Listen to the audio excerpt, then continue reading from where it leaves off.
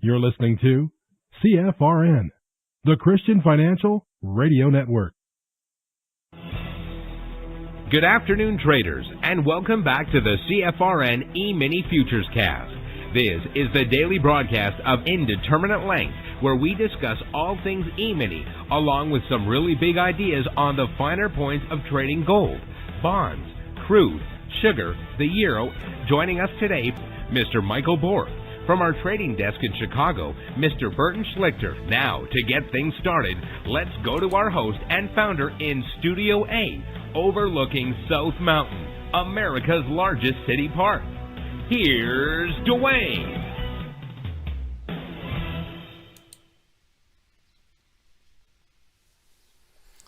Good afternoon, welcome back. Today is Tuesday, 22nd day of April, 2025. Thanks so much for joining us, whoever you are, wherever you are. We're just glad to have you right here or right now. We do 2 live broadcasts every trading day. The first live broadcast, that's our live training room, from 7:30 a.m. to 9:30 a.m. to 11:30 a.m. Eastern. Now that's reserved for members only and those who are taking their 1-week free trial. If you have not yet taken your 1-week free trial, when Michael joins us in a bit, he'll walk you through the process at least a couple of times, and we'll get your indicators up and running today. Your trial will officially start tomorrow. You'll have access to everything we offer. We treat you just like you were a member for 5 consecutive trading days. So don't worry about the weekend coming up. We don't count that against you. No matter what day of the week or weekend or hour of the day you sign up, you always get 5 consecutive trading days. And you only get 2 trials per lifetime, and they got to be 6 months apart. Keep that in mind. And yes, sorry to say we have the ability to track IP addresses. So, anyway, when the live training room ends, we take a well-deserved 30-minute break and come back for this broadcast, the afternoon broadcast, which is open to the public. That's everybody, everywhere on planet Earth with an internet-connected device. There's 2 different ways you can join this afternoon broadcast live. The best way, you only have to do it once. Go to mytradingiq.com. Scroll down to where it says Noon Broadcast. Click the link, fill out the 30-second registration form, and you're done. What will happen going forward is every trading day, you'll get an email about an hour before the broadcast starts. In that email, there's a link. So at 12 noon Eastern, all you have to do is click the link in the email, and it'll automatically log you into our platform. The benefit there is you'll have access to the question box, so you can ask questions and participate in the discussion. Of course, there'll be days you're out of the office, away from the desktop, but you still want to join live. And some days you'll be busy, can't join live, but want to get caught up later. You can do both of those via our YouTube channel, which is easy to remember, youtube.com/CFRN. It's the Christian Financial Radio Network, but you don't have to remember all that. Just youtube.com/CFRN. Not only do we broadcast live every trading day on our YouTube channel, but we also archive each and every daily broadcast. Currently, there are over 2,700. I got to check. I keep saying I'm going to check. I think there's probably over 2,800 daily episodes at this point, archived for your educational and viewing pleasure.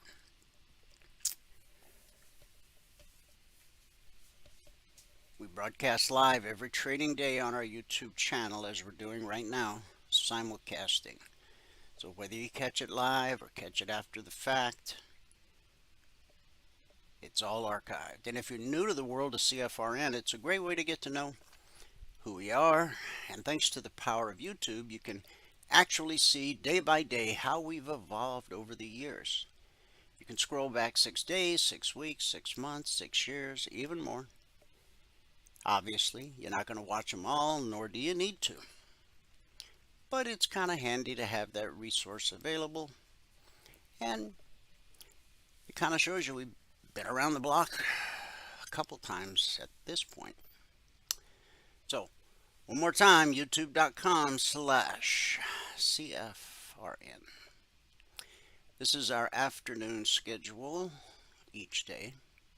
Yesterday we flipped it around, but it's a normal day today.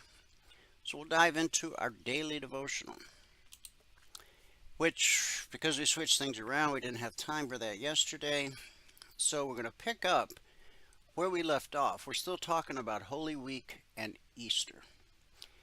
Now, today's scripture is Matthew 26, verses 17 through 30. I'm going to share it with you from the Message translation. Beginning in verse 17, on the first of the days of unleavened bread, the disciples came to Jesus and said, "Where do you want us to prepare your Passover meal?" He said, "Enter the city, go up to a certain man and say, 'The teacher says, my time is near. I and my disciples plan to celebrate the Passover meal at your house.'" The disciples followed Jesus' instructions to the letter and prepared the Passover meal. Today we call that a Seder. S-A-T-Y-R. Picking up in verse 21, after sunset, he and the 12 were sitting around the table. During the meal, he said, "I have something hard but important to say to you. One of you is going to hand me over to the conspirators." They were stunned and then began to ask one after another, "It isn't me, is it, Master?" Jesus answered, "The one who hands me over is someone I eat with daily, one who passes me food at the table. In one sense, the Son of Man is entering into a way of treachery, well marked by the Scriptures. No surprises here. In another sense, that man who turns him in turns traitor to the Son of Man. Better never to have been born than do this." Then Judas, already turned traitor, said, "It isn't me, is it, Rabbi?" Jesus said, "Don't play games with me, Judas." During the meal, Jesus took and blessed the bread, broke it, and gave it to his disciples. "Take, eat. This is my body." Taking the cup and thanking God, he gave it to them. "Drink this, all of you. This is my blood, God's new covenant, poured out for many people for the forgiveness of sins. I'll not be drinking wine from this cup again until that new day when I'll drink with you in the kingdom of my Father." They sang a hymn and went directly to Mount Olives. Again, that was Matthew 26, verses 17 through 30. Jesus and his disciples. Now we're talking about Maundy Thursday. We're leading into Good Friday. We'll do that tomorrow. Today's Maundy Thursday. Jesus and his disciples are reclining around a knee-high table in a quiet upstairs room near the heart of Jerusalem. They're enjoying good wine, aromas of roasted lamb, herbs, and bread mixed with the smoke of oil lamps, and everyone feels the uniqueness of the moment. As they share this Passover meal, each participant eats and drinks a story they belong to. In a way, this ritual is like transcending time to enter into the first Passover moment in Egypt, while bringing the story into their present world. And during this sacred meal, Jesus offered a new mandate, a new command. We often celebrate this day as Maundy Thursday, employing the Latin term mandatum, which means mandate or commandment. Jesus says, "A new commandment I give to you, that you love one another just as I have loved you. You also are able to love one another." John 13:34. This is a new chapter in Israel's long story, and he invites them to eat and drink this new chapter in the story along with the old. Jesus will instruct his followers to continue remembering him when they have meals like this, which includes remembering his forgiving, nonviolent way of love toward everyone in the world. We are made to love, forgive, and bless others like Jesus does. And we eat and drink his story every time we participate in remembrance celebrations like communion, or the Lord's Supper, or the Eucharist as it's called, and sharing meals with others. We are joining him in this upper room moment as he joins us in our own. To love one another in Jesus' way means a willingness to give our own lives in love for all, something Jesus demonstrates the next day, Good Friday. And what does it mean for Jesus to give his life for others? How does his death bring life to humanity? We'll talk about that tomorrow.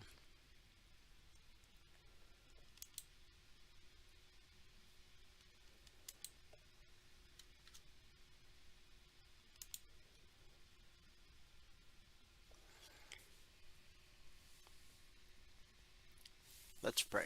Heavenly Father, thank you for the gift of the Last Supper, where Jesus shared his body and blood for our salvation. Help us to remember his sacrifice with grateful hearts and to walk in covenant love with you each day. Strengthen our faith as we await the day we will feast with him in your kingdom. It's in Jesus' name we believe and pray, and everybody said, Amen. Amen, and happy Tuesday. Let me give you the numbers from around the world. Start here in the U.S. with the cash markets, or the indices as they're called. Quite the turnaround. The Dow's up 1,023 points, almost 2.75%. NASDAQ up 484, a little over 3%. S&P 500 up 138, over 2.5%. And the Russell 2000, our man in the street, up 41 points, a little over 2.25%. In the commodity basket, crude oil up $1.91, trading 64.99 last. It's a gain of a little over 3%. Gold up 60 cents, trading 34.25.90 last. Silver up 49 cents, trading 33.02 last. That's a gain of over 1.5%, or roughly $2,500 per contract traded. In the Asian markets at the close, the Nikkei dropped 59 points, Shanghai rose 8, the Hang Seng gained 167. And in the European markets at the close, FTSE up 52, DAX up 87, the CAC up 40. So we had a mixed day in Asia. It was a green day for the UK, and it's a big green Radio Tuesday here in the US of A. Turnaround Tuesday. Well, we discussed yesterday the fact that Pope Francis, after fighting a valiant battle, has passed at the age of 88. The Vatican announced that it had to do with a stroke and irreversible heart failure. The Argentine-born pontiff had returned to work following a battle with double pneumonia and related health complications in late March after a 5-week hospital stay. He made his last public appearance at St. Peter's Basilica on Easter Sunday, offering a final blessing for the world's 1.3 billion Catholics. The church now enters the sede vacant. Now that's Latin for vacant seat, but you could probably figure that out. With Irish-American Cardinal Kevin Farrell acting as the Camerlengo, or acting head of the Vatican, until a new pontiff is elected. Cardinals under the age of 80 will convene within 15 to 20 days to elect a new pope through a secret ballot conclave. Now, I talked about this, I think, briefly yesterday. They put the smokestack up yesterday. So every time they take a vote and tally the votes, you'll either get a puff of black smoke, which means we don't have a new pope. And everyone that's watching, when they see that puff of white smoke, that's the signal. We got a new pope. Now, Pope Francis was quite liberal. A lot of Catholics didn't necessarily agree with some of his decisions on things like abortion and other things. In fact, I think he had it out with our vice president over the immigration issue. So the more conservative that will be casting their vote, we may see a change. Well, we saw it here in the U.S. We had 4 years of liberal hell, and we're still, even though we have a conservative administration, we're still in living hell, thanks to the progressive left. But it's not my religion. We'll see how they do it. Bitcoin ETFs bought $381 million of Bitcoin yesterday. Also, the U.S. Department of Education announced yesterday that it will resume involuntary collections on defaulted federal student loans for the first time starting May 5th, ending a pause that began 5 years ago during the COVID-19 pandemic. Under a Treasury Department program, the government will deduct overdue loan payments from tax refunds, federal salaries, and benefits. Wage garnishment, where a portion of wages are withheld and sent to loan holders, will resume after a 30-day notice period. Impacted borrowers will receive notifications within 2 weeks. More than 5 million borrowers are currently in default, while an additional 4 million have made late payments. Roughly 1/3 of 38 million borrowers are making payments on their student loans per government data. Separately, Harvard has sued the Trump administration, of course they did, after the government withheld more than $2.2 billion in grants. There's that entitlement. Oh, we have such an entitled generation. A grant is a gift. It's a free gift. It's like a kid getting mad at Christmas because I didn't get the toy I wanted. And $60 million in contracts to pressure the university into complying with a list of policy and program reforms. I mean, let's face it. You're a middle-class, hard-working American. You never had the opportunity to go to college. But now, by the sweat of your brow, they want your tax dollars to pay off their loans. They, who are they? Oh, I don't know, attorneys, lawyers, scientists, professors, probably making some pretty good coin, right? You're out there beating yourself to death for minimum wage, and you got to pay back their loans. I don't know on what planet you'd find that to be kosher, but it ain't here. U.S. stocks soared today following a bruising day on Wall Street, marked by renewed criticism of Federal Reserve Chair Jerome Powell by President Trump. Trump's not happy. Neither's Jerome.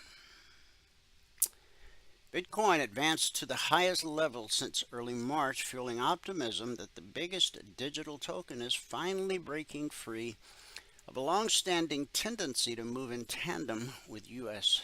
tech stocks.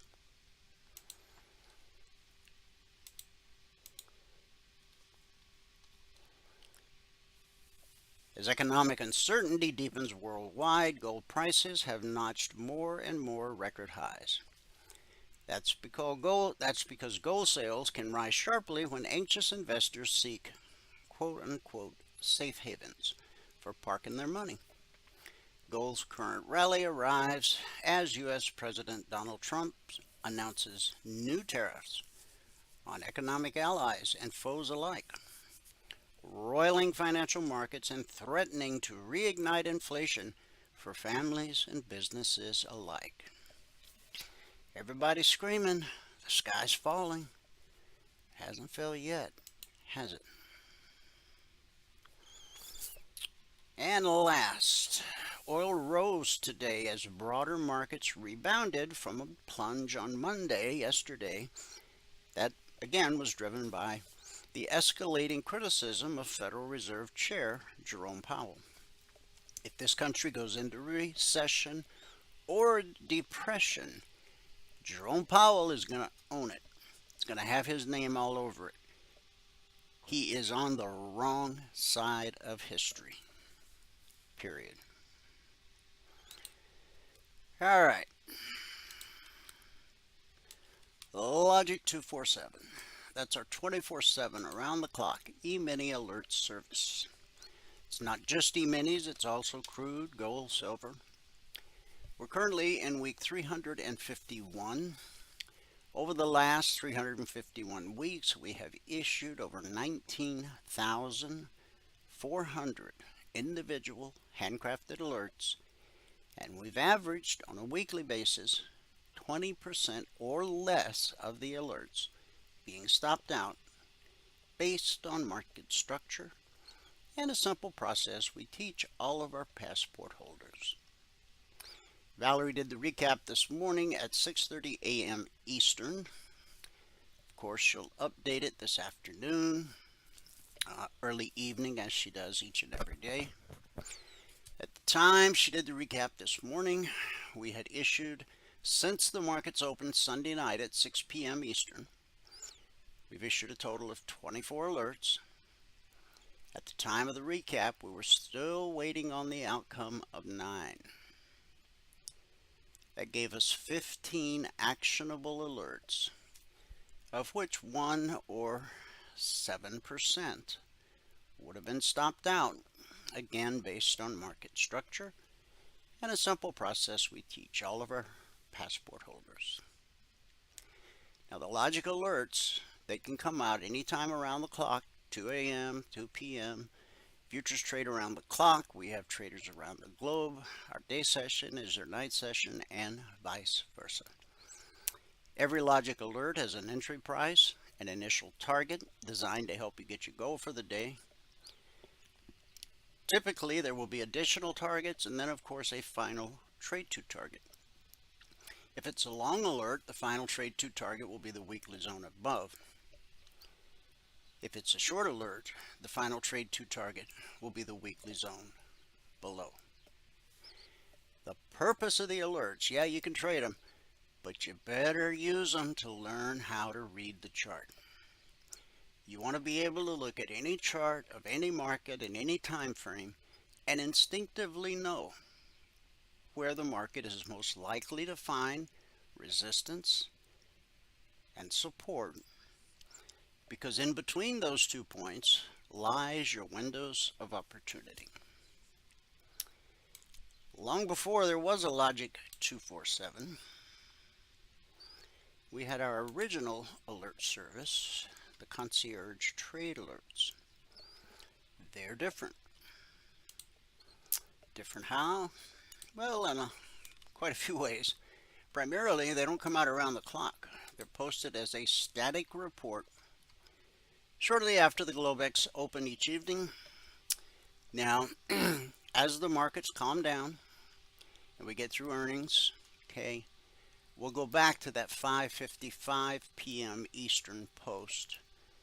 But it does me no good to put the CTA targets out and then the market gaps up or down right to the target, because you don't have time to trade it. So maybe by next week we'll go back to that 5:55 p.m. Now, what this means is the Tuesday session began last night at 6 p.m. Eastern.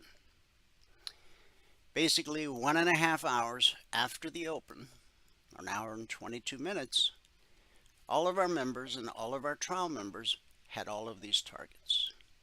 Yes, the Dow, the Russell, crude oil, which we're now in the June contract, the NQ, gold, and silver.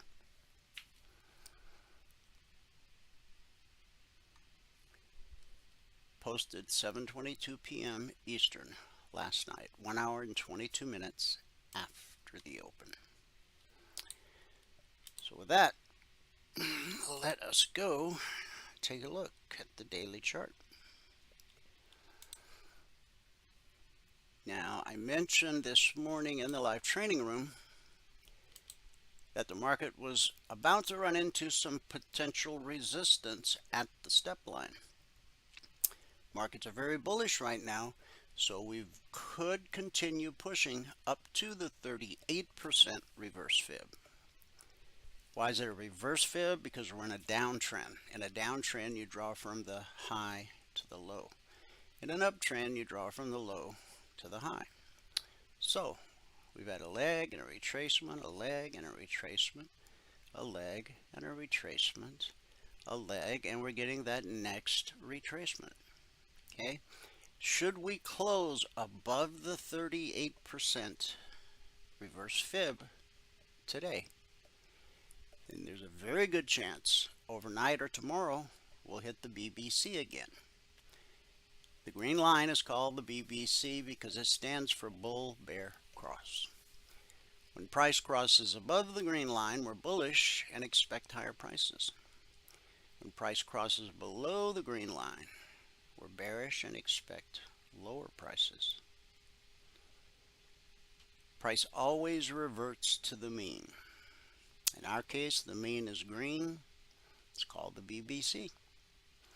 So when price pulls down from above, the pullback holds more often than it doesn't, as you can see. And when price pulls up from below, the pullback holds more often than it doesn't. But eventually it will trade through like it did right there. And because we got a whole lot of blue and climbing going on here, our next major obstacle is the 38% reverse fib and the high of Friday, April 17th. Or was that Thursday? It's April 17th. This is 21st, yeah. So, and where was that high? Right at the step line and the 38% reverse fib. That's called resistance times 2. Now the purpose of a daily chart. Number one, institutional traders, the ones with deep pockets who actually move price because of the size of their accounts and the size they trade in. They look at daily, weekly, and monthly charts the way you and I look at 30-minute charts, 5-minute charts, tick charts, and range charts. Again, it has everything to do with account size. So we've overcome the step line. Okay. Now this morning, when I mentioned it in the live training room, it was at about 53.03 in that area. So we've now got a high on the day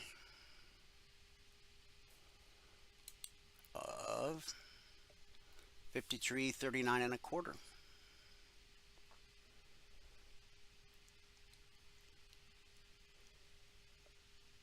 If we can close above Friday's high, then we got to look to Thursday's high or Thursday's high. If we close above Thursday's high, then we got to look at Wednesday, Tuesday. But we're going to run it before we get into those highs. We've got to overcome the BBC. Okay. Now that's a major inflection point, and the 50% fib, that's a major inflection point. So pay very close attention. When you look at the daily chart, whether you trade futures, stocks, crypto, Forex, ETFs, it doesn't matter because price flows the same across all markets and all time frames. From support to resistance, back to support, back to resistance, over and over, again and again. It's a never-ending cycle. So, number one, you get a free look over the shoulder of the deep pockets. And if you looked this morning before you started trading, you could see that the deep pockets were doing what? They were buying. And we're really just at the high of the day. Okay. So they're still buying. That's key. See, they have to keep buying. It takes financial commitment for price to rise. Now, they're well aware that we're approaching a fib. So they may keep their finger on the buy button on the buy side until we get here, and then they could pull their orders. So you're accomplishing two things when you look at the daily chart of whatever it is you're getting ready to trade.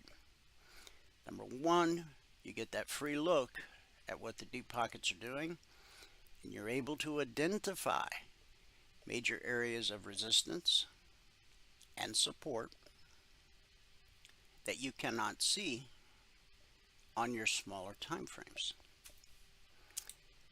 All alerts are created on the 30-minute chart. The vertical line separates today, Tuesday. Here's Monday. If I go over here, it'll be Thursday. Now, I drew and posted this window of opportunity this morning in the discussion group and in the trial discussion group in Telegram. At the time, price was barely just breaking above this weekly zone at 5281/82. Now, if you look left, you see there was resistance right here. How do I know that's resistance? Well, because the candle tried to go higher, instead it went lower. That's what support is. I'm sorry. That's what resistance is. I got it right the first time. So, where's the next resistance above that? Right there. So what do you want? You want that sweet spot right in the middle. We did it once, backed up, did it a second time. Is that uncommon? Not at all. Happens a lot. More often than not. Okay? So now we've run into an area. Look at this horizontal line. See the resistance we're up against? If we can break free of this area before we get to the zone, you got potential resistance right there. You could even consider that potential resistance right there, 53.47. And what's the high? 39. The high is 39. Right. Follow. See the horizontal line? So you could pinch off a little window.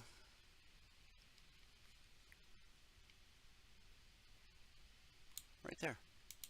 More than enough to get your goal for the day. Break it down. There we go. I like that. Okay.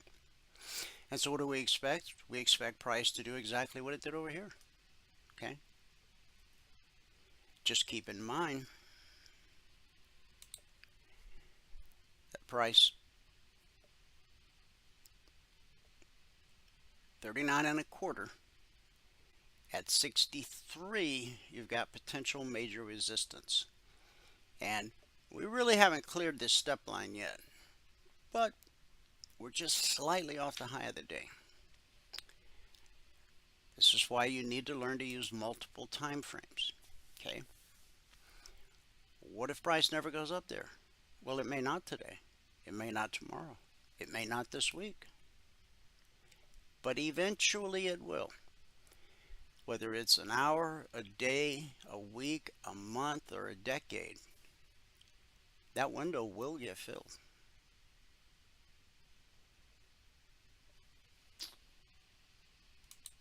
On the Dow. Here's where we opened last night.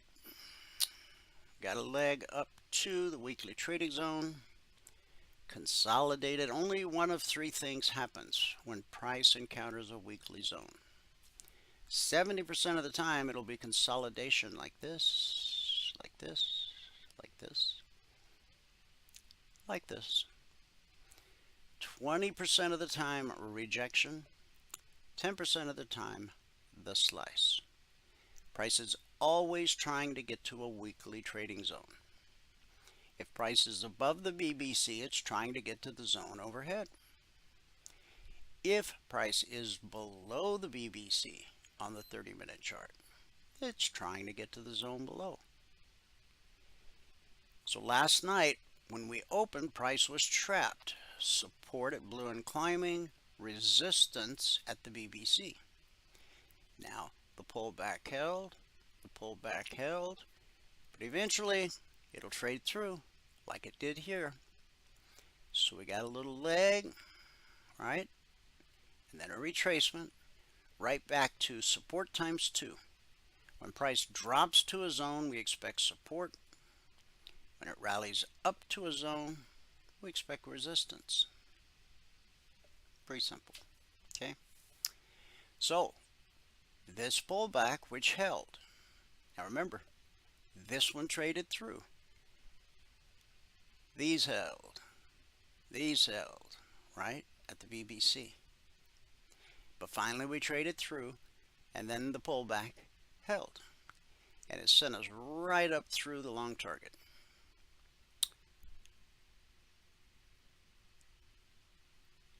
Traders took profit and price pulled back, and now we've traded through the long target. Notice how the top of the long target has now become support for hours. And then we caught a really nice run all the way up to here. Here? Yeah. You see right here where the step line crossed the balloon climbing? That's an important price, important area. Okay? So we're getting a little retracement. Notice the step line, the black line. Okay? It's starting to hook to the right. See, on the way up, they were parallel. But now, when this step line, if it crosses from the left side to the right side of balloon climbing, we will most likely get a retracement back to the BBC. Price always reverts to the mean. The question then becomes, is it going to hold or not? It could find support here. It could find support here. But once a step line crosses blue and climbing or red and falling, like here, see coming down, see how those lines were parallel? And then the step line crossed red and falling, retracement to the BBC. The Russell. We drew this window in live yesterday during the broadcast, and boop, we filled it beautifully. Okay.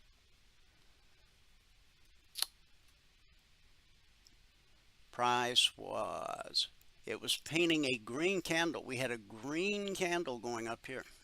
Okay. But by the time that candle finished, it had come down and closed the window because there was a vacuum here. There was an empty spot. Nature abhors a vacuum, so does the market. So we opened here last night. We make a run all the way up to the long target. We retrace, but we don't make it all the way back to the BBC. We find support at the weekly trading zone. These are the zones that were published yesterday morning at 6:15 a.m. Eastern. We've published the zones for our members and trial members every week since December 14th of 2009, over 15 years. So, from this support at the zone, we get a run that takes us all the way almost to the next zone. But as we approach this high, buyers take profit. We get a drop, and we get a pullback to the BBC.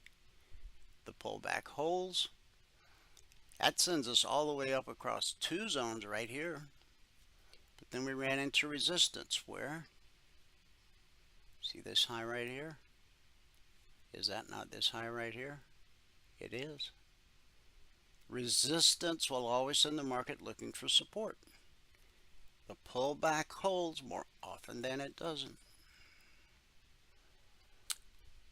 And now, see, these are still running parallel. However, the step line has gotten directly above blue and climbing. So just a little bit of consolidation here, and the step line will cross over to the right side of blue and climbing. That's when you look for your retracement. Right now, we're just consolidating at the zone, 1902/1903. On the NQ, here's where we opened last night. Again, price trapped, resistance overhead, support below. We broke through the BBC. We got a leg, a retracement, a leg, and a retracement. The pullback held, and it sent us all the way up to the target. Pretty much to the tick. Overshot it a little bit. Okay. Now, resistance will send the market looking for support, which it found for hours at the weekly zone, and then it finally dipped down to touch the BBC. Pullback holds more often than not, and off we go. Right up to the target, then a little retracement, then a leg, and now we're starting to get a retracement. Okay? Where do we expect the market to find support? Well, this step line is starting to lean a little bit to the right. It is directly above blue and climbing. See how down here they're running side by side? This is a different scenario.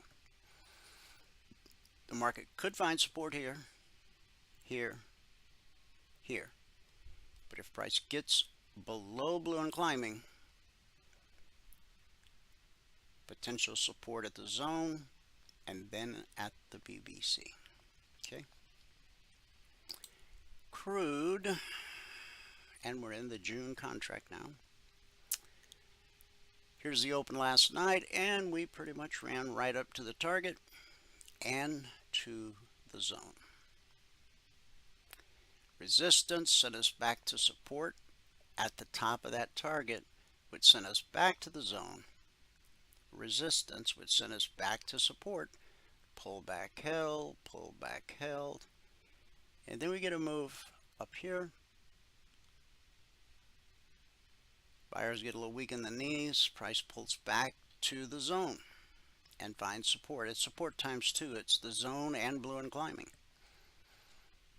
Support sends us looking for resistance. Basically, double top up here. So we come back to the BBC. We reach down and touch the top of that long target. We get above the BBC, and you can see now we have taken out this high over here. Okay.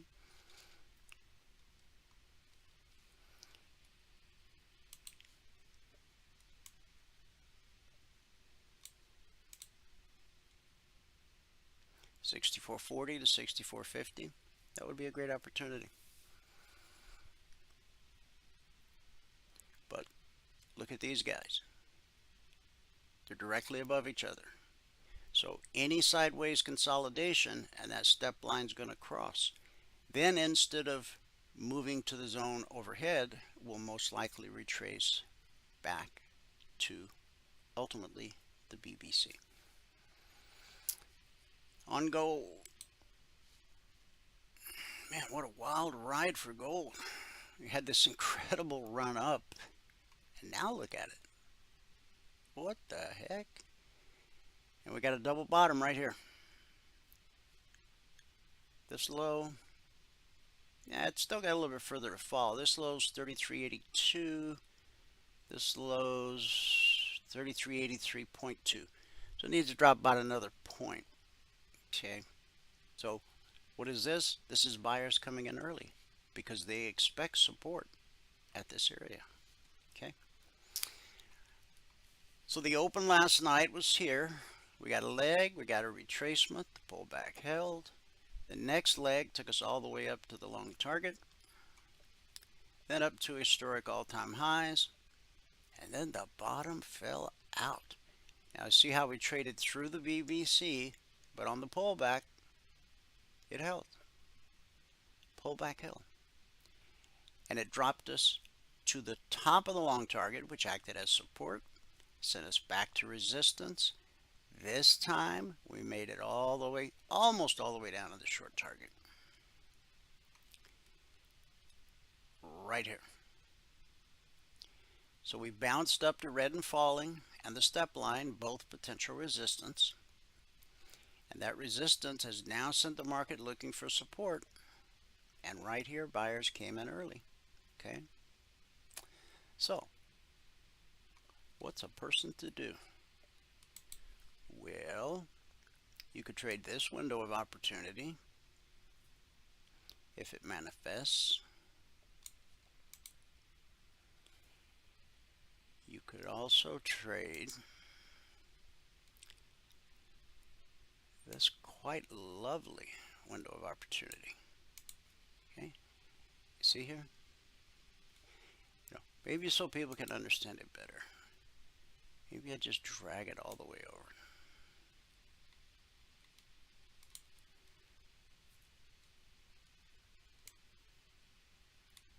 Oh, what did I just do? 33.72. Fix that. Move the wrong thing. There we go. So what I was attempting to do, let's push this up like that. Okay, we know we have potential support here. How do we know that? Because this candle opened red and then ended up closing green.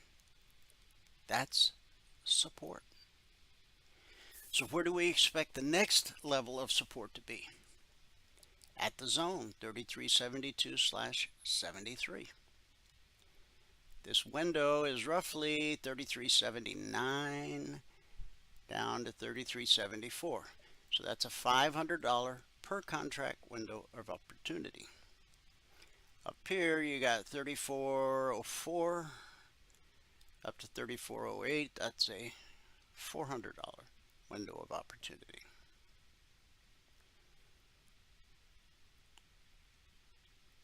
$79 to $74. 5 points here, 4 points here. This one looks so much bigger, but I measured them twice. Yep. 34.04 to 34.08. So there you go. So now if you're trading gold, all you got to do is sit back and wait for price to do what price does. And remember, price is always trying to reach a weekly trading zone. Will it be this one or this one? By the time we have this conversation tomorrow, this window or this window will have filled. Silver, here's where we opened last night. Kind of consolidated sideways. Got below the BBC, hit the short target, pretty much to the tick. See right where red turned to blue? Support. Support sent us up to the zone. When price rises to a weekly trading zone, what do we expect? Resistance. When it drops to a zone, we expect support. So we consolidated. We had some really wide-ranging consolidation. This was a red candle all the way down. Okay.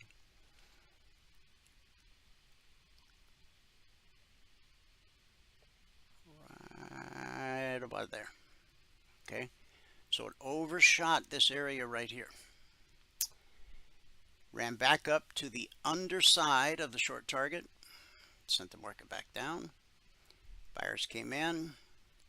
Took us up to the BBC, above the BBC, all the way to the zone, to the tick, double top. Resistance sends us back to support. At the BBC, the pullback held, and that sent us all the way to the long target. So we had a leg, a retracement, a leg.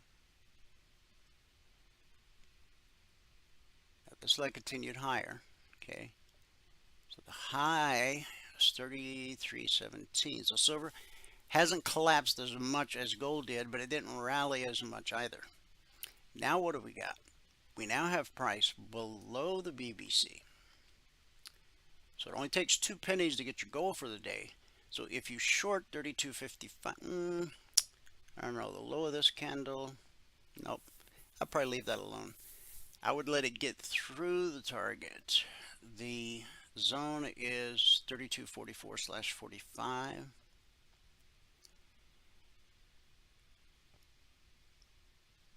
Mm, 47 to 45. I'm not crazy about that. I wouldn't put it out as an alert, but it is a valid opportunity. Okay. You just don't have enough room to run right here. Well, maybe you do. No, because that wick didn't quite touch the target. So there you have it. One last look at the daily. Okay, we're still up against resistance at the step line. When the step line gets directly above price, becomes potential resistance.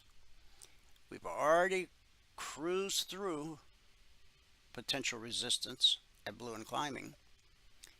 Now we're trying to get above the step line, and then right here. Okay, that's so important. Keep that in mind. Write that number down, 53.63. Just round it, 53.60. You should definitely find some resistance there. We've pulled back to support here. So a break of this high, and we'll have an opportunity to trade this window, which is, we'll call it 42 to 46. There's about 4.5 points in that window. Okay. All right. So that covers it all. Michael should be here. If you want to become a member, send an email to support@cfrn.net. In the subject line, just put, I want to become a member. In the body of the email, all you got to do is put your name, your phone number. We won't call you. However, we will send you an email. And that email will be chock full of information about what it means to become a passport holder. You get 2 hours of live interactive training every trading day. On top of those 2 hours every day in a group environment, you have access to private one-on-one mentoring. The strategy you learn, the indicators you own as a passport holder are fluid across all markets and all time frames. As a passport holder, you get the Logic 247 alerts.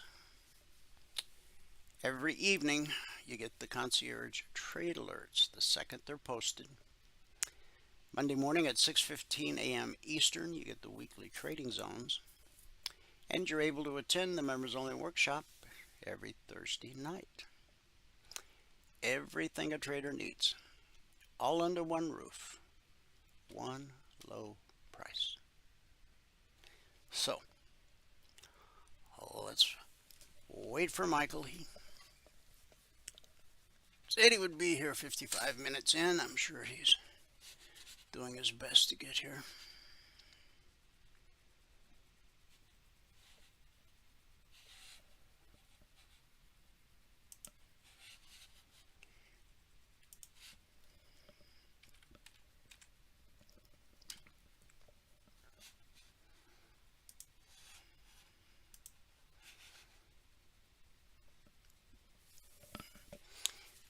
Okay, let me go look for him.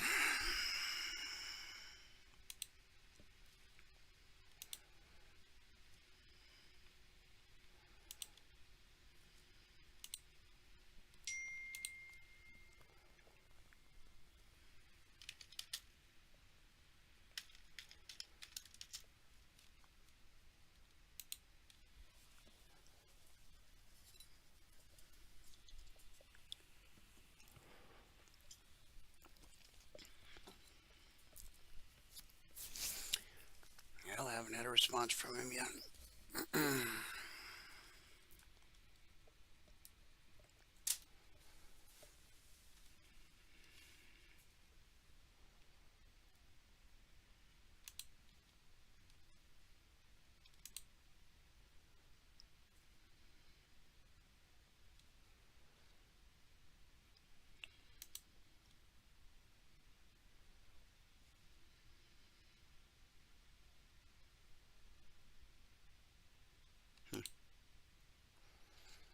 All right, guys, hang tight. He'll be here in a minute.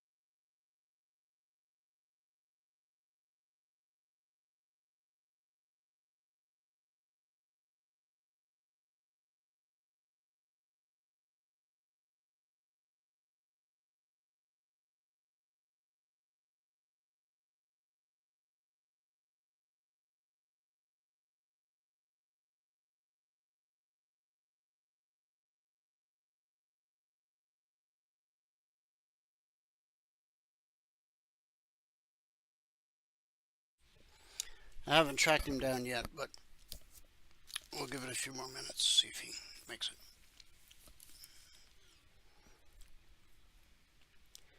Alright, he said he's coming in now.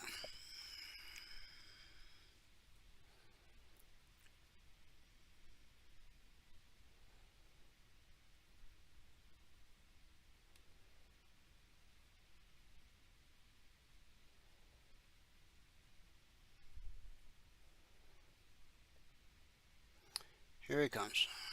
All right, I'm here. I'm here. Sorry. Very good. It's starting to rain, and we're supposed to have a week of rain. I wanted to run the trailer back to my father-in-law's house. Sure. All right, here we go.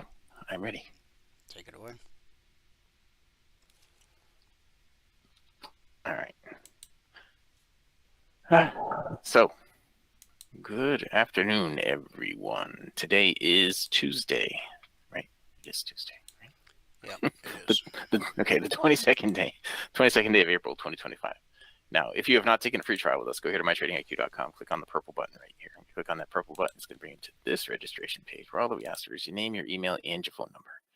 Down at the bottom, you need to have a TradingView. You got to get TradingView login ID to use our software. Okay, the current software. You have the old stuff we have on NinjaTrader, but the newer stuff that we have, it's really only a couple of things you have to have TradingView for. Okay, so click on this link right here if you don't have a TradingView login ID. If you do, just provide your TradingView login ID. Hit register, and we'll get your indicators indicating. Okay. All right. The spreadsheet. We had a good day in gold today. That was pretty much it. We started out strong. We were up probably $300 more per contract at one point this morning, but well, yeah, we stopped out a few times. Anyway, the way it worked out. We ended up being up $1,660.50 per contract on the morning session.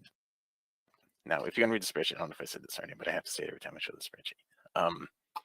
If you're going to read the spreadsheet, you have $3 CFTC risk disclosures down at the bottom. We were minus 36 on the NQ, minus 25 on the Russell, plus 183 on the gold, and plus 11 on the ES. Today it took 1 minute and 2 trades to get to $1,000 a contract, and we took a total of 28 trades. Now, the 2 trades are both in gold, actually, and I started even earlier, so I started at 925 instead of starting at 927. So I took 1 trade between 925 and 927. I got a break even on that one. But anyway, on the month now, we're $26,052 over 13 business days, averaging $2,000 per contract per 2-hour trading day.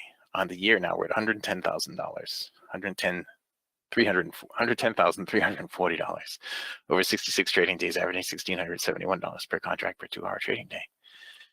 If you were to follow the 24/20 blueprint, which is a plan to get to 24 contracts, or to get to 20 contracts over 24 months, if you follow that plan by adding 1 contract for every $2,000 you earn, you'd add just about 1 contract a month. If your goal for the day was $100 like mine is, and there's usually 20 business days per month, you'd add about 1 contract per month. So doing that, right now you'd be on your 4th contract. And so far this year, if you quit trading when you got the goal for the day, you would only had to work 8.71 hours and you'd be up $25,832, giving you an hourly rate of $2,963 per hour. Okay. That's pretty good stuff. You would have traded so far this year, you would have placed 211 trades and worked 523 minutes. Right? I know 211 trades might seem a lot, but if you're a scalper, that is not a lot of trades. It's actually, if you look in here, the number of trades it takes to get the goal for the day is a very low number. All right, and that's really where you want it to be. You want it to be a nice small number. Every now and then we have a day where it's difficult, where I might have stopped out 2 or 3 times right at the beginning. But most days, it's pretty easy to get the goal for the day. All right. Now, there was something that I went over this morning. I'll get into it in a minute here once I get to the charts. But, no, I guess I'm at the charts. One of the things that I went over this morning was, did we do it on gold where I drew all that stuff? Wow, there was a lot of movement here during the break. Wow,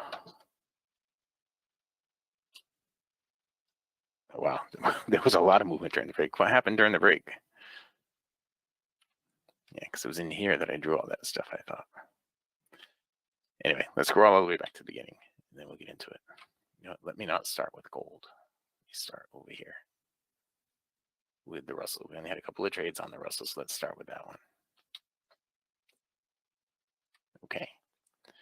So here we go on the Russell right now. Our very first trade was the top out, minus 25 ticks. And then our next trade on the Russell was a break even. So we stayed at minus 25 the whole time on the Russell. There were not a lot of opportunities on the Russell today, so we didn't trade much at all. And something did happen in here and ran up, and then during the break, it doesn't look like the Russell really moved a whole lot. If you look at this leg length from here to here, it repeated that leg length from there to there. And right now it's done about 50% more than that leg length. From here up is about 50% more of the leg length. And so now we're pushing sideways a little bit, okay, on the Russell. So we ended up with minus 25 on the Russell this morning. On the ES, this is where I did all the drawing stuff. It was on the ES. Okay, so let's just look at the ES. You can see the whole ES right here on 19 range. This is the whole morning from beginning to end. Our first trade on the ES was right here. We picked up 28 ticks on our first trade, and then 12 ticks on our second trade, and then we stopped out on our third trade. And those were all the trades I took on the ES. So we ended up with minus 11 on the ES. But in here, I was describing how to look at the markets, how to look at the information that the markets are giving you, all right? And that was one of the things that people were asking, that Ronnie in particular was asking about this morning. He's not in here right now, but anyway, so I went over that stuff this morning.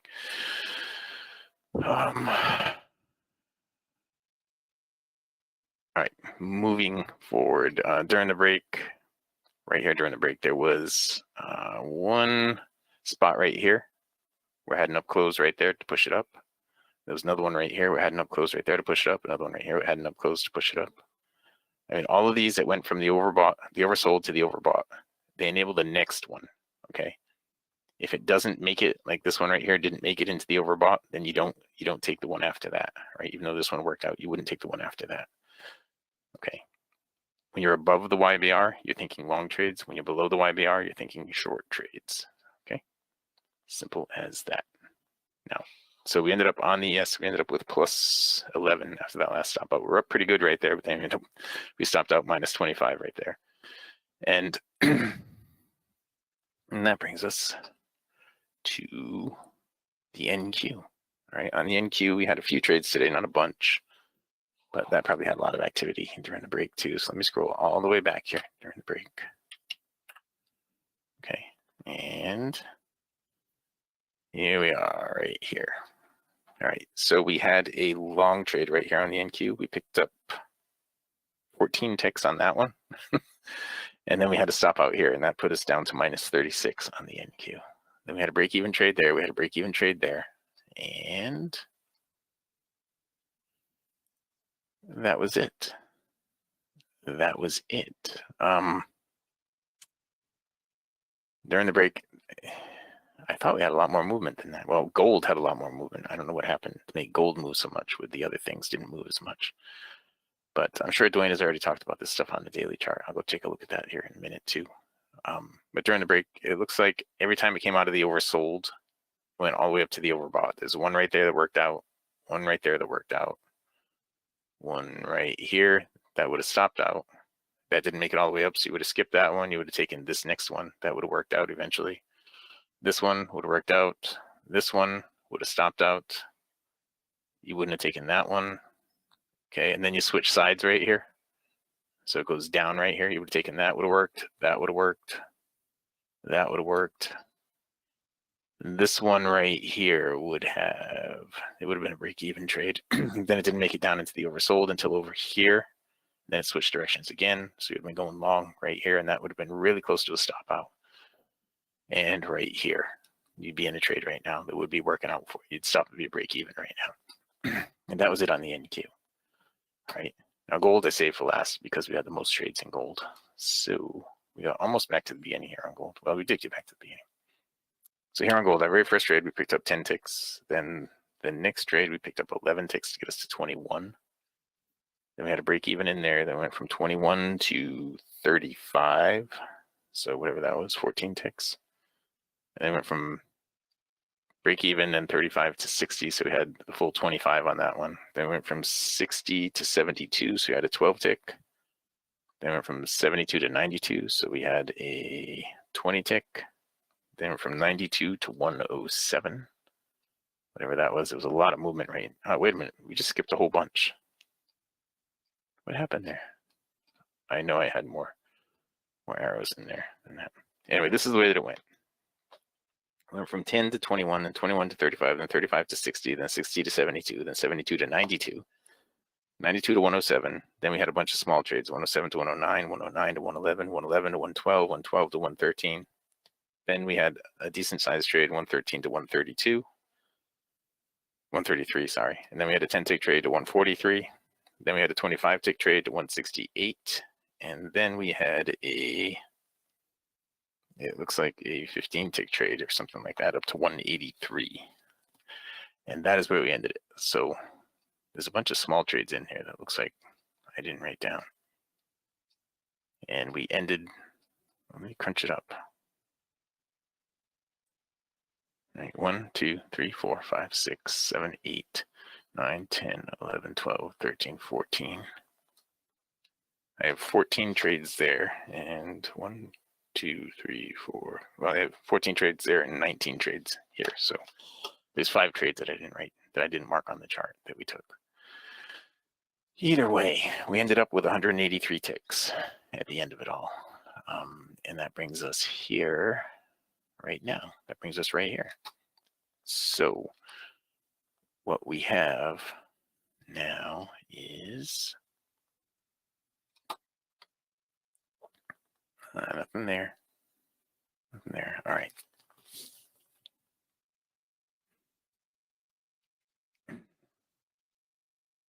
What we're looking for right now, we're above the YBR, and the last one right here didn't make it up into the overbought. So we're not going to look to take this move right here. Okay.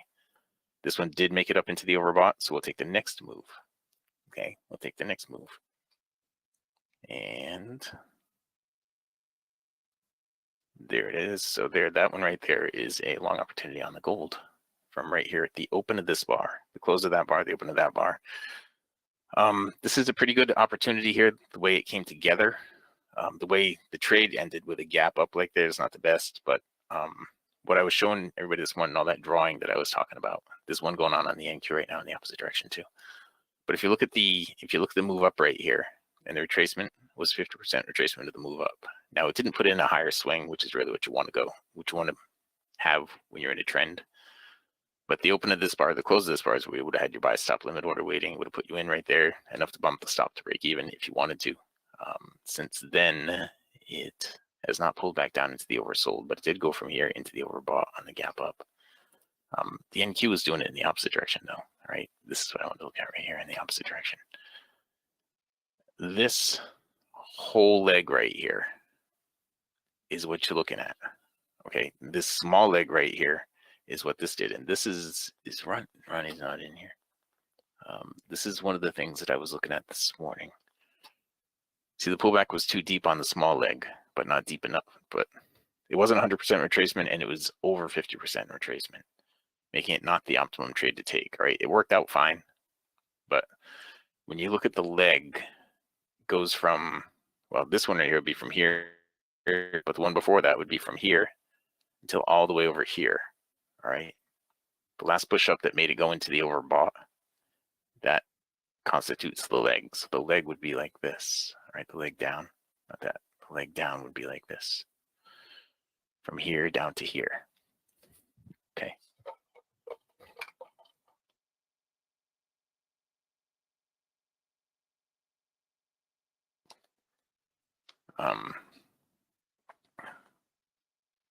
So that's and so that's what you would expect to see, some kind of a pullback of that level right there. Now that didn't happen, right? So it did this, and it did 100% move down right here. So now your whole new leg starts from here to down here, right? Where it does 100% retracement, it went from here down there and then back up to there. So the leg is now like this. This is your new leg. We went from here to here. All right, and that was a 50% retracement. Now you don't want to enter there at that spot. I mean, you do want to enter there at that spot. This makes kind of a tough spot right here because you only had this little bit of a leg right here to get your stop to break even and to get some profit in. Now this is working out better. All right, if we take the same fib right here, you see it's just on that same leg length right there. So a good entry spot on that would be right up here. All right, now it's down a little lower. good entry spot on that would be right here. Now down a little lower and lower.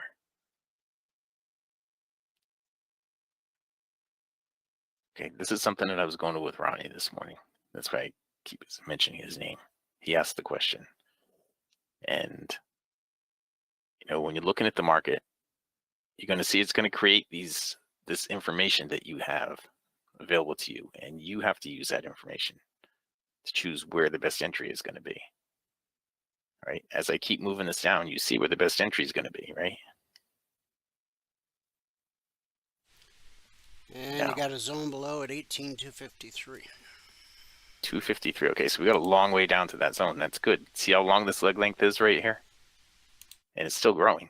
So there it is. That's the beginning of the pullback. So 2 bars is only going to pull back to about right here. All right. There, it's in the overbought. That's right here. It's in the overbought. So we want to get an up close on this bar. That's not going to be your ideal entry, okay, because it should pull back up to here. So a good entry on this would be somewhere where the stop is going to be beyond this point right here. Okay, it's nice. It's got a flat spot here. An up close on this would be perfect. An up close on this would be perfect. Right? It's not an up close there. It's okay, but it's not ideal. We'll pull back like that right there would be better. So your stop is going to be up above this level right here. Okay, so if I would have entered up here, which I didn't, but now I think I can enter. But the deal with it is, from the entry point that was triggered over here, it's already gone enough into profit to move your stop to break even, so you'd want to skip it at this point. Okay, but if it had done that right here, if it had pulled back and I had entered up here, that would have been a good entry point. But I couldn't even see my DOM at that point. So I missed the opportunity on that one. But if I would have entered here, the stop would have been up here. Okay, you see what I mean? You guys, I get asked a lot, how come, how come my entries are always so good? A lot of times it's because I have it on ahead of time and I'm waiting for it because I can see that it's in the right place to take the trade. Okay, I can see that.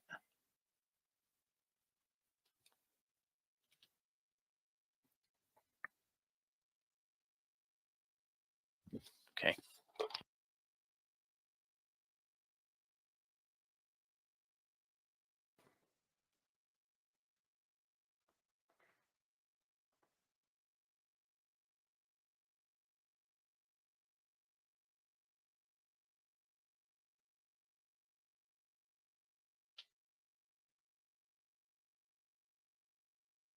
All right, so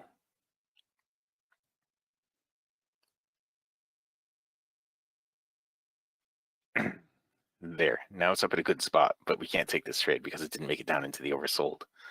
If that had gone into the oversold, you take the trade from right here, and that'd be the perfect spot to take the trade. But because it didn't go down into the oversold, there's a chance it's going to do 100% retracement right here. And so we're going to leave it alone. All right. You guys get that? It's basically doing the same thing here. A good entry on this one on the ES would be an up close on this bar. Okay, and over here right now on the Russell, somewhere about right here, I'll draw the good entry spots. Right, right here would be a good entry spot for the ES. If you could enter there, that'd be good. On the Russell, it'd be right about here. If you could enter there, that'd be good. And on the gold, it'd be right about here. If you could enter there, that'd be good. Okay, we'll see how they all come together. But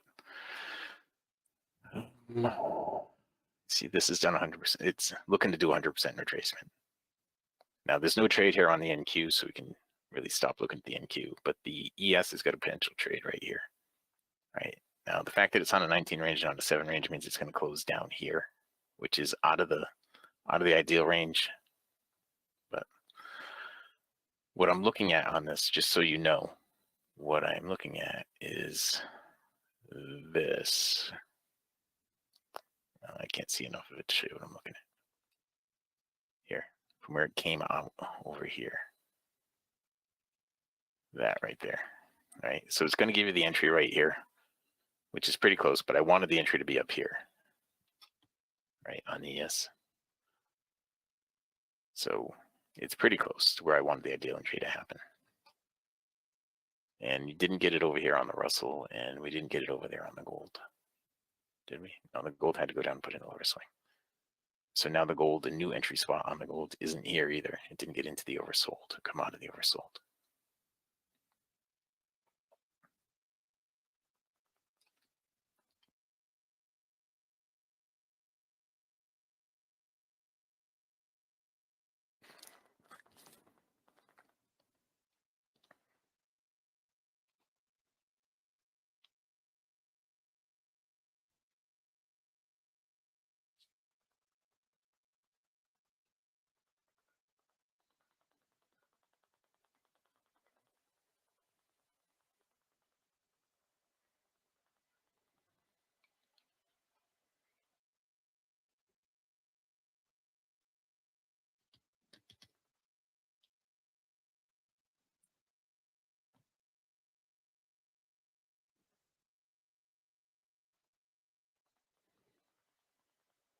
All right.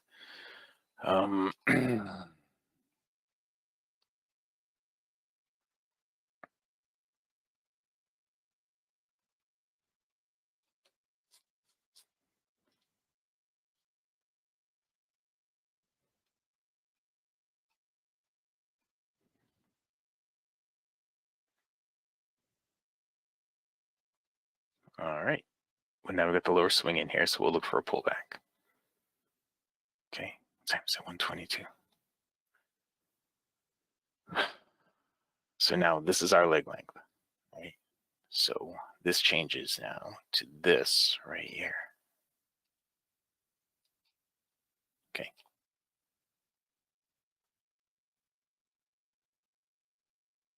The ideal place to enter would be right here. This was pretty good. I didn't get to take that trade, but that was pretty good. That was pretty close to the ideal place that I said to enter before. The ideal place to enter on this one, be an up close on this bar, then a wick on the next bar with a down close would be the best way for that to come together, right? And this one over here is changed to on the NQ now.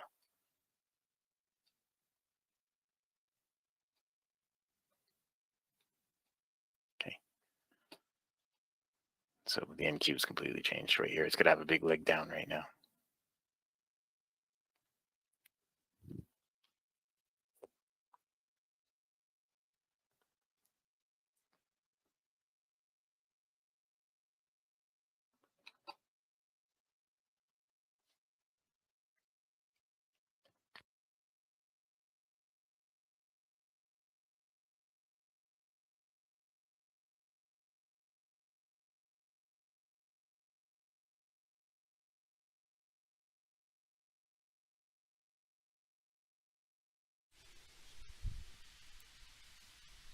This could be the beginning of the move that takes us down.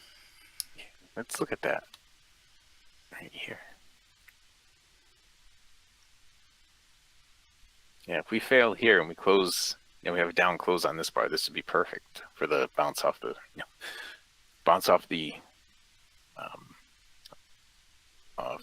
well, it's blue and climbing right now, but it's going to turn into red and falling if we get a down close here. If we get the bounce off here, the test of it with a down close. Last time right here, where it tested it, after getting underneath, it came back and tested it, and then it had the big move down. It's really setting up for it. The move to down here is what it's setting up for. Do you have a zone down there, Dwayne, at 511, 518, right in that area?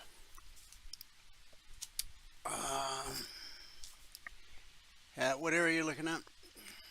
511, 518, right down in that area. The lowest weekly zone is 5101/02. But you're on a daily chart, so it's going to take a long time for that to move. Oh, yeah. Well, that's right. I'm on a daily chart. I'm sorry. I totally forgot about that. I'm on a daily chart. That's not going to show up on your zones right now. But this is what I'm thinking right here. Eventually, if it fails right here on the daily chart, if it fails right here, then this is where it should move down to. And it looks like you could do it in a week. If it fails here, it'll take like a week for it to bounce down to here. Now, we'll see what happens. I mean, a lot of things can happen where we are right now to change the direction of all this. But overall, it's at a point where it should drop. I totally forgot I was on a daily chart there. Sorry about that. So if I go here to a 30-minute chart on this one, I go to a 30-minute chart on this one. And we're at a point, actually on the 30-minute chart, it's at a point to bounce right in here. If it's going to bounce, it's at a point where it could bounce But so I'll go back to my little world. Now, some of you guys may have noticed, may not have noticed, I changed to a 47 range instead of a 50 range. The bracket is still the same as the 50 range. It just makes it easier to do the math. It's 12 points from the top or bottom of the bar where you want to put your order if you're going to be proactive. Right? Like right here on the NQ. You know, something just happened with the NQ to make it jump around like that. I don't remember us having any news today. So let's go and see the economic calendar. We don't have any high impact news. Now it's 126. So yeah, we didn't have anything here. We didn't have anything here. Tomorrow we have a whole bunch of people speaking tomorrow. We have building permits. Now this used to be high impact. I guess we do have high impact tomorrow at 9:45. We have three high impact. Three high impacts. Yep. Yep, right here at 9:45, and that usually gets released a little bit early, I think. So it might be about 9:43. And then we have crude inventories. Then the next high impact is going to be on Thursday after that, and high impact on Friday too. So we have those three high impacts tomorrow, but I don't know what just happened right now that made things move. But something did. It made the NQ do this right here. Now I say something did, but that could be just, with the NQ being as thinly traded as it is right here. That could be somebody put on a 500 contract order and it just made it jump like that.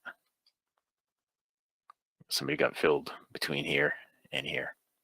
And in the bigger picture, that's nothing. If you're dealing with billions of dollars and you plan on holding it for a week or a month. So I guess you don't really need a news event to move the market when it's trading this thin. Is what I guess I'm saying. All right, so let me minimize this and we'll see what happens here. We don't have any other trades, I don't think. The one trade that we did have that triggered was the S trade that I missed. And all right, now we want that to go down into the oversold, and now it is in the oversold, so now we need to come out of the oversold.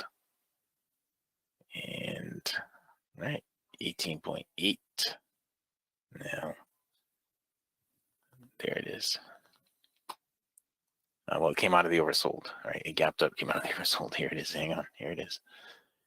Now, I believe it went 5 ticks into profit there. Now it has. So now my stop is at break even, and we're out of break even. So I don't know if we're going to get another trade off, but that was the gold trade right there. We ended up with a break even on that one. There is a break even. All right.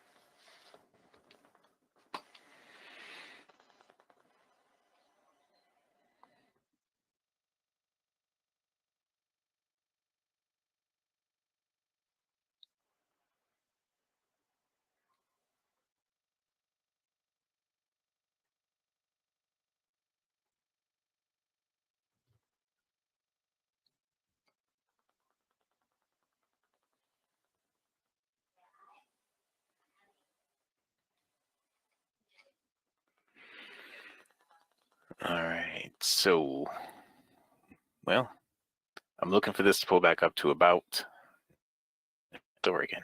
Here, I'll just do a new one. Move that one, and we'll draw a new one in here. Right there to down here right now. This would be the ideal place to enter a trade. Okay, it's gonna have to take a couple of bars to do it. The way it's gonna work out, it'll take one more bar to get us up here, and then another bar to get the wick up there. Would be the ideal place to enter the trade. Okay, you got to have everything coming together. And Treasury board gets in. Right, that's not any story that's going to move the markets. Biden's one of his attorneys was just found dead. Really? Her tragic secret has been revealed. The plot thickens. Maybe she was getting ready to write her tell-all book. Yeah, and it had the Clintons in it, I bet. I was just gonna say, Oh, where did I take the words out of your mouth? I'm sorry. add it to the Clinton body count. Yeah, Yeah, that's what I was. That is funny. We were both thinking exactly the same thing. Yep. they're We better trying be to quiet become about that, relevant again. We better keep that on a DL.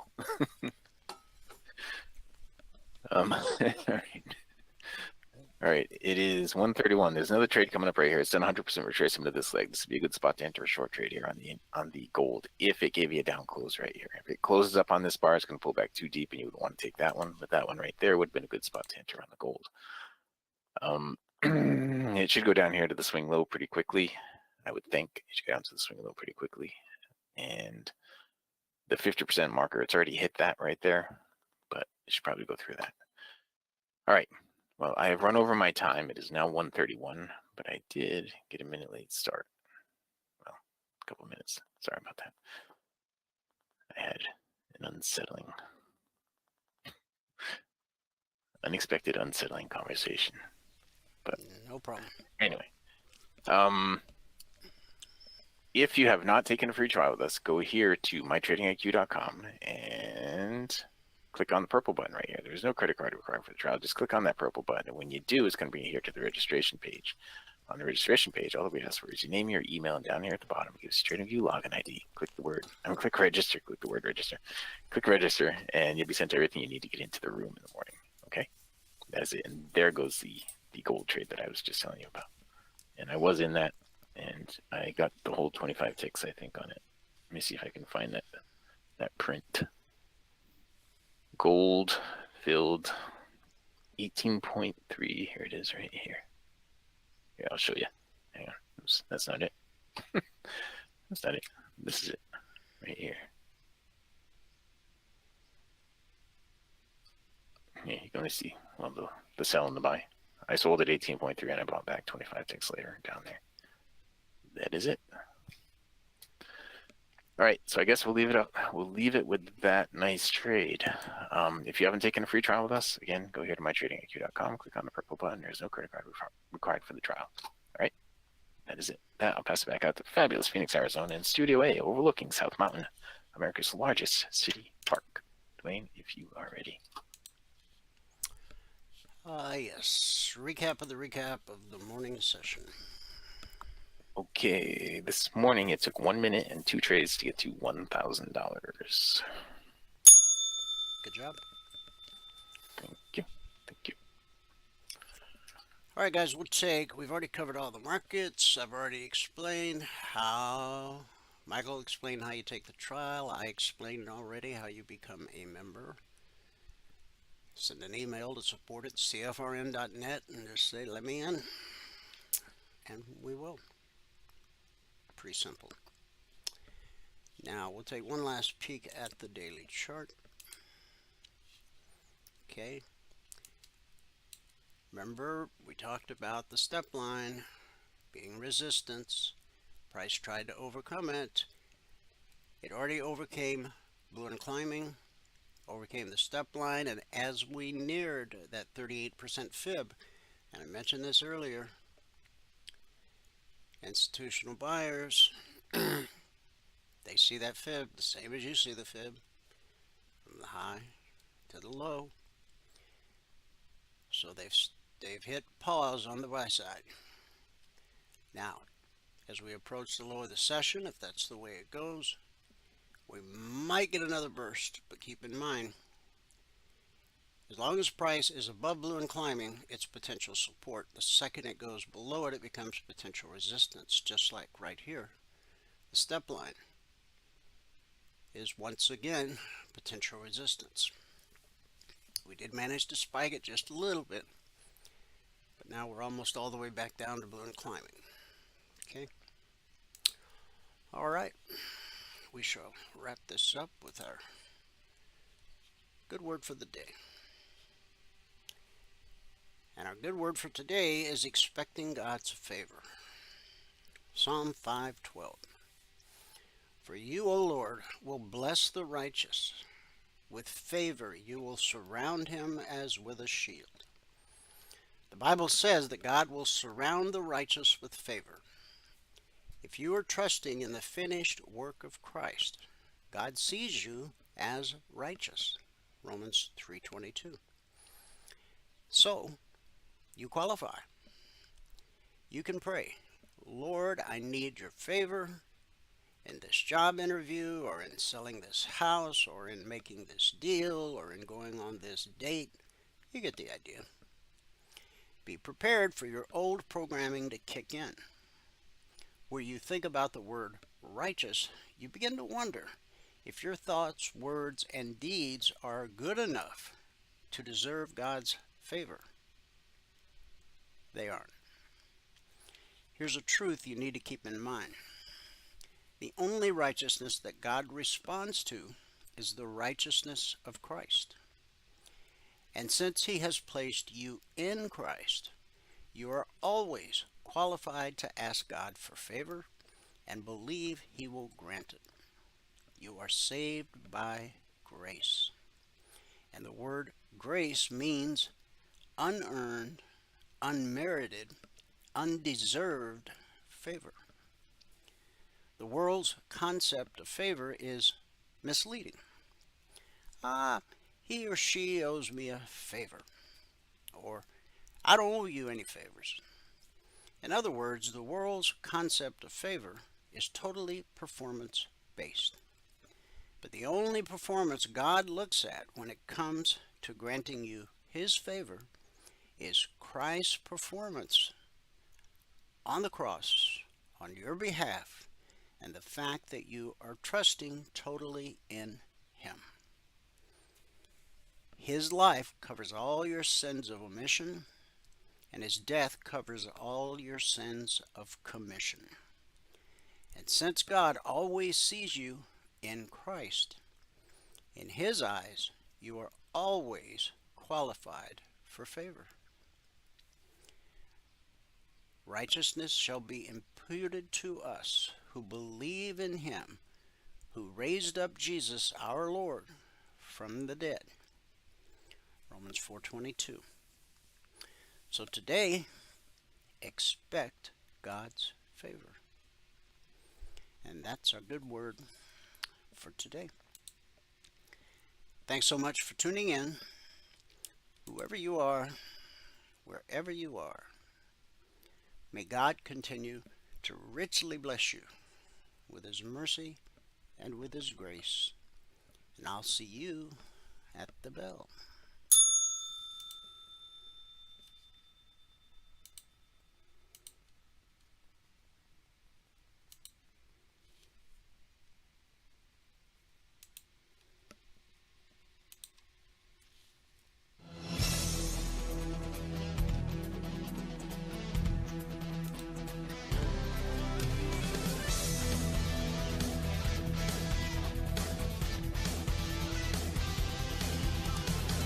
Remember this, there is no greater return on investment than to see a human life changed and given hope. As always, pray hard and trade safe. Any financial information discussed on this show is simply the opinion of our host, Dwayne Reeves, his co-hosts, and guests. To learn more about trading E-mini futures or to take a 1-week free trial in our live trading room, call 1-866-928-3310.